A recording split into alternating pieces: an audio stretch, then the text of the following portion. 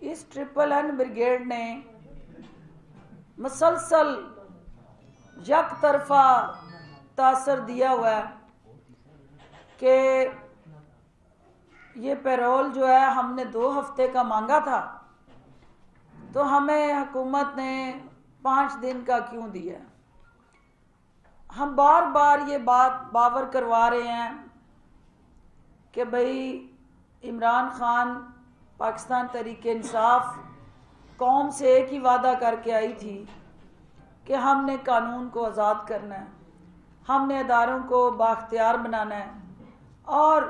طاقتور شخصیات کو اس قانون کے تابع کرنا ہے، اور وہ قانون جو شاہی خاندان کے ہاتھوں یرغمال تھا اسے آزاد کرانا ہے۔ اور پھر خاص طور پہ ریاست مدینہ کی جب پنجاب میں بات ہو یا وفاق میں بات ہو، اس کا سب سے پہلا جو پیرامیٹرز ہیں وہ انڈیکیٹ کرتے ہیں کہ نبی آخر الزمان صلی اللہ علیہ وآلہ وسلم کی ذات اقدس نے سب سے پہلے غلاموں کو آزاد کیا۔ تو عمران خان صاحب کا ریاست مدینہ کا جو خواب ہے وہ اس وقت تک اسے تعبیر نہیں ملتی جب تک وہ سیاسی غلامی سے اس پاکستان کو نجات نہ دلائیں۔ نسل در نسل جو غلامی ہے اس کا توق ہم نے عوام کے گلے سے نکالنا ہے، اتارنا ہے، اور اسی سے آپ حقیقی نئے پاکستان کی تعبیر کر سکتے ہیں۔ ہمیں آج پیرول کے حوالے سے جو ہمارے وی آئی پی قیدی اپنی والدہ محترمہ کے صف پہ شامل ہو رہے ہیں، مائیں سب کی سانجھی ہیں، ہم ان سے تعزیت بھی کرتے ہیں۔ یہ دکھ کے لمحات ہوتے ہیں، ماں کا کسی بھی اولاد سے بچھڑنا، وہ کسی بھی عمر میں ہو، وہ ایک انتہائی تکلیف دہ وقت ہوتا ہے، اور والدین کی جس کے سر سے دعائیں اٹھ جائیں، ختم ہو جائیں، وہ اولاد پھر اور زیادہ چیلنجز میں پھنس جاتی ہے، اور دعاؤں کی فیکٹری کا بند ہونا شریف خاندان کے لیے کوئی نیک شگون نہیں ہے، کیونکہ مائیں دعاؤں کی فیکٹریاں ہوتی ہیں، اور دعا کی فیکٹری کا بند ہو جانا بھی ان کے لیے ایک نیک شگون نہیں ہے۔ دوسری بات، ایک راج کماری صاحبہ رات آپ کے سامنے یہ جھوٹوں کے پٹارے میں سے انہوں نے جو پلندے اکٹھے کیے ہوئے ہیں اس میں وہ باری باری کوئی نہ کوئی پلندہ سامنے لاتی ہیں اور عوام کو گمراہ کرنے، ورگلانے اور ہمدردیاں سمیٹنے کا ذریعہ بناتی ہیں۔ ایک ایسی خاتون جنہوں نے سونے کا چمچہ منہ میں لے کے پیدا ہوئی ہوں، اور جنہیں جیل کے اندر بسنے والی رہنے والی جو قیدی خواتین ہیں، ان جیسی ایک دن کی بھی زندگی انہوں نے قید خانے میں بھی نہیں گزاری، اور ایک دانہ جیل کا نہیں کھایا۔ اپنے گھر سے پارسل پیک ہو کے کھانے والا جو کھانا تھا، آج وہ سوالیہ نشان ہے کہ جاتی عمرہ کے جو ان کے ذاتی کک ہیں وہ بھی ان کے بیانیے کو پھر مسترد کر چکے ہیں، جو وہ کہہ رہی ہیں کہ مجھے چوہوں والا کھانا ملتا رہا، تو وہ تو گھر سے آتا تھا۔ تو محترمہ، آپ اپنی انگلیاں اپنے کچن کی طرف اٹھائیں، وہاں کا جو باورچی ہے اس کی طرف انگلی اٹھائیں، کیونکہ آپ کا پارسل کھانا، پیک کھانا، ٹیسٹڈ کھانا آپ کو وہاں ملتا تھا، جیل کا ایک دانہ بھی آپ نے نہیں چکھا۔ تو کاش آپ جیل کا ایک دانہ چکھتی تو آپ کو احساس ہوتا کہ عام قیدی میں اور آپ میں کیا فرق تھا۔ دوسری چیز جو اہم ترین آج تیسرا اہم ایشو ہے، چونکہ وزیر اعلیٰ پنجاب کی قیادت میں آج سے ہم نے ایک باضابطہ پولیو کمپین کا آغاز کیا ہے، جو نہ صرف 30 نومبر سے فیلڈ میں ہمارے پولیو ہیلتھ ورکرز متحرک نظر آئیں گے، بلکہ گلی گلی محلے محلے گھر گھر ان ہیلتھ ورکرز کی سپورٹ سے بچوں کو پولیو قطرے پلائے جائیں گے، اور یہ ایک صحت مند تندرست پاکستان کی طرف وزیر اعلیٰ پنجاب کا پولیو فری پنجاب کا جو نعرہ ہے اس کو ہم حقیقت میں بدلیں گے، اور پنجاب کو پولیو سے بھی پاک کریں گے اور آلودہ سیاست سے بھی پاک کریں گے۔ بہت شکریہ جی۔ اچھا ڈاکٹر صاحب یہ فرمائیں کہ پی ڈی ایم کو پشاور کے اندر یہ بتا دیں کہ آپ نے کہا کہ مریم نواز کا کھانا گھر سے آتا ہے، لیکن اب سے کچھ دیر قبل فیاض الحسن چوہان صاحب کہہ کے گئے ہیں کہ جمعرات کھانا گھر سے آتا تھا، اس کے علاوہ وہ جیل کی کینٹین کا کھانا کھاتے، تو کس کی بات کو سچ مانیں ہم؟ دیکھیں جو سرٹیفائیڈ اتھینٹک جو انہوں نے لکھ کے ان کی طرف سے ایک اسپیشل ہمارے پاس ان رائٹنگ ڈاکومنٹڈ ایک فائل کے اندر موجود ہے وہ ڈرافٹ، کہ جس میں انہوں نے یہ ریکویسٹ کی تھی کہ مجھے جان کا خطرہ ہے، جیل حکام جو ہیں وہ مجھے کھانے میں کوئی بھی چیز ملا کے دے سکتے ہیں، تو لہٰذا میرے کھانے کا بندوبست جو ہے وہ میرے گھر سے کیا جائے۔ اور جیل اتھارٹیز نے بھی اس چیز کو محسوس کرتے ہوئے کہ کیونکہ یہ ہائی پروفائل کیس اور ہائی پروفائل قیدی، تو کوئی بھی جتنا مرضی اچھی چیز ہم دیں گے تو کوئی بھی ایسا اگر انفارچونیٹ کوئی ایسپیکٹ آتا ہے تو اس کا وہ کریں گی، پراپوگیٹ کریں گی، تو لہٰذا ان کی چوائس پہ ہی وہ کھانا ان کو دستیاب ہوتا تھا۔ وہ باقی کینٹین شنٹین پہ تو ہم بھی آپ کو پتہ ہے کہ جب دل بہلانے کے لیے پھر کوئی ٹوٹی فروٹی کھانے کے لیے کینٹین کا رخ کر لیتے ہیں، روٹین میں وہ گھر کا ہی کھایا کرتی تھی۔ اچھا ڈاکٹر صاحب یہ فرما دیں کہ پی ڈی ایم کا جو جلسہ پشاور کے اندر ہوا اور اس میں بھی لوگوں کی تعداد بہت کم نظر آئی، اس کے بعد ہم نے دیکھا کہ ملتان کے اندر جلسہ ہونے جا رہا ہے اور مریم نے اعلان کیا کہ وہ شریک ہوں گی، اور تیسرا یہ کہ 17 کو لاہور، 13 کو لاہور کی دسمبر کو بھی انہوں نے جلسہ رکھا ہے۔ کیا آپ سمجھتی ہیں کہ اجازت دیں گے؟ اگر دیں گے اور اگر نہیں دیں گے تو پھر روکیں گے کیسے؟ میں نے سنا ہے کہ پرائم منسٹر نے کہا کہ جو سخت طریقے سے ہینڈل کیا جائے، جو قانون کی پاسداری نہ کرے ان کے خلاف سخت قانونی کارروائی کی جائے۔ میڈم یہ بھی ایڈ کر لیں، انہوں نے کہا ہے کہ مزید اگر جو ہے حکومت ٹھیک ہے بولیں۔ مزید اگر انہوں نے کچھ کہا تو عمران خان کے خلاف جو ہے ایف آئی آر درج کی جائے گی، ہمارے جلسے روکنے کی کوشش کی گئی، تو رانا ثناء اللہ صاحب نے اچھا یہ میری یادداشت کا امتحان لے رہے ہیں۔ پہلی بات تو یہ ہے کہ جو پشاور کے جلسے میں آپ نے دیکھ لیا کہ ان کا بیانیہ مسترد ہوا، جو یہ چاہ رہے تھے وہ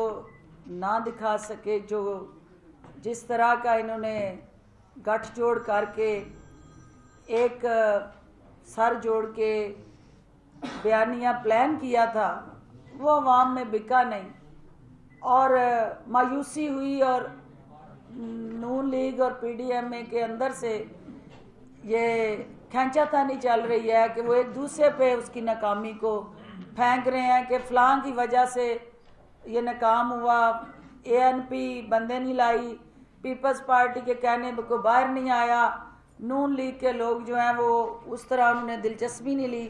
تو یہ ایک دوسرے کے کندھے پہ رکھنے والے جو بندوق رکھ کے ہوائی فائرنگ کر رہے تھے، وہ پشاور میں ان کی ناکامی سامنے آئی۔ اب اگلا ملتان کا پڑاؤ، یہ ایک انفارچونیٹ ایسپیکٹ ہے، مجھے دکھ ہے یہ کہتے ہوئے کہ ہمیں تو جو ارد گرد ہماری تربیت ہوئی ہمیں یہ بتایا گیا اور ہم نے جو سنا اور جو دیکھا اس میں یہی دیکھا کہ جب فیملی میں کوئی بزرگ مر جاتا ہے اس کی تدفین ہوتی ہے تو ہمارے ہاں سوگ ہوتا ہے اور اس کے بعد اس کا پرسہ ہوتا ہے اور سیاست اور تمام قسم کی جو سرگرمیاں ان کو معطل کر دیا جاتا ہے۔ تو یہ کیسا رشتہ ہے کہ میت گھر میں پڑی ہو، اور میت سے زیادہ کیونکہ میرے ذرائع سے 100% کنفرمڈ خبر ہے کہ جس وقت دادی محترمہ کے انتقال کی خبر مریم بی بی کو اس سے پہلے مل چکی تھی کہ وہ انتقال فرما گئی ہیں، اس کے باوجود انہوں نے سیاسی شہرت کے لیے وہ جلسے میں جا کے تو पॉपुलैरिटी लेने के लिए वो ऐलान किया, जब वो पहले पता था कि उनकी फतीदगी हो चुकी है, उनका इंतकाल हो चुका है। अब जब घर में मैयत उनकी आ चुकी होगी, उनको शौक़ है अपने सियासी नशे को पूरा करने का और सियासी दुकानदारी लगाने का। हमें कोई एतराज़ नहीं है, आप ज़रूर आएँ जलसे में, लेकिन ये ज़रूर बताइएगा कि उसके बाद जो जलसे के अंदर आए कोरोना फैलाने वाले वो तमाम स्किड मिज़ाइल आपके साथ आएंगे, और वो जिस गली महल्ले में जाके वो स्किड मिज़ाइल चलने हैं और वो कोरोना ने रेप्लिकेट होना है, क्योंकि अगले 10 दिन कोरोना की लहर इंतहाई ख़तरनाक है। इस लहर का फैलाव पाकिस्तान भर में पंजे गाड़ने जा रहा है, और इससे बचने के लिए सिर्फ़ और सिर्फ SOPs पे अमल और हिफाजती तदाबीर हैं। जो हमारे आपकी तरफ से सवाल था कि क्या इक़दामात होंगे, इक़दामात जो हैं वो कानून की हुक्मरानी होगी और आईनी हाथों से कानून का जो रास्ते में आएगा उससे निपटा भी जाएगा। कानून के रास्ते में आने वालों का जो शिकंजा है वो तोक बांध के गले में टाइट होगा। और जो आपका सवाल था और आपका कि वज़ीर आज़म की तरफ से ये कोई ख़ुसूसी मैसेज दिया गया, वज़ीर आज़म का काम सिर्फ़ कानून को ताकतवर बनाना है और कानून की हुक्मरानी को यकीनी बनाना है, और जो कानून को पामाल करें उनको कानूनी तरीके से इलाज मुआवजा करना है। तो डॉक्टर भी यहाँ हैं आपके सामने, और बाकी भी हमारे बहुत सारे ज़हनी मरीज़ों का इलाज भी जारी है, और जो उस वक्त कानून को हाथ में लेंगे उनका कानून जो है बेहतरीन इलाज करेगा। और लास्ट जो है कि और कितनी गिरफ्तारियां होंगी, तो उन गिरफ्तारियों का डिपेंड करता है कि वो अमल क्या करते हैं। अगर स्याहकारी नहीं होगी तो गिरफ्तारी भी नहीं होगी, स्याहकारी होगी तो गिरफ्तारी भी होगी। मेरा हाल है पांच सवाल पूरे हो गए। मरीम नवाज जी कह रही है कि हुकूमत जो है नवाज शरीफ के खून की प्यासी है, तो वाकई ऐसा उनके खून की प्यासी है? वो प्यास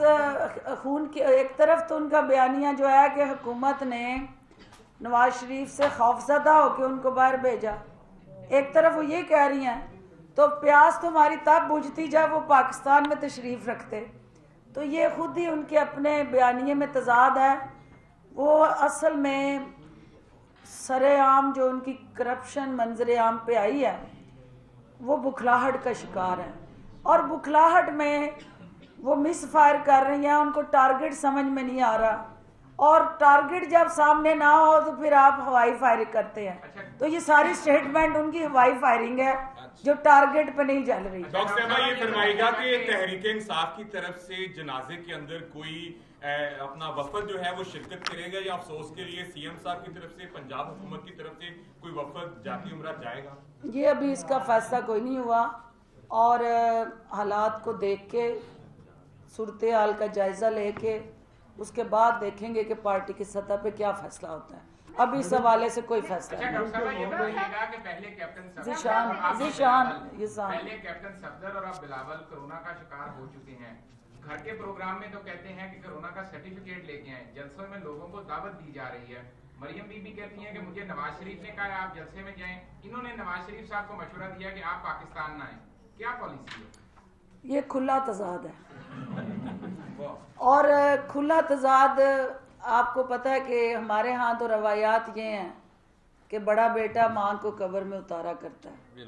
और ये भी आपने दुनिया के अंदर एक नई और अनोखी मिसाल देखी कि पोते दादी को पार्सल कर रहे हैं। ये हमारे लिए दिल खराश वाक़या है जो हमारी इंसानी